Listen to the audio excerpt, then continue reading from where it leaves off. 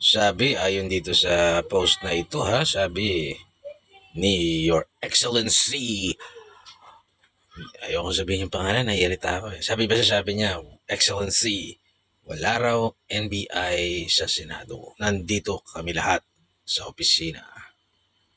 Wala daw ganun.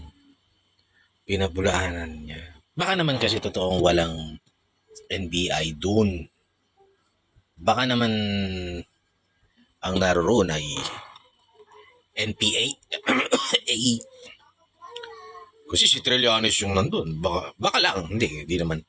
Baka naman ang nandun ay PBA. Baka mga basketball player naman yung mga pumasok doon.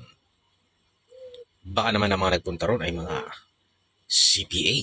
Baka naman nag-accounting lang sila doon. Baka naman ang nagpunta ron ay mga BIR. Baka naman internal revenue sila. Ano? O baka naman ang nagpunta doon ay mga CBA, Chinese Basketball Association. Basta hindi NBI. Baka naman FBI. lalong paglabag sa soberanya yan. FBI. O ano pa bang mga, baka naman CPP.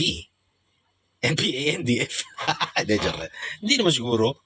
Mga operatives, hindi naman siguro. Hindi ko alam. Baka naman hindi NBI. Baka NBA.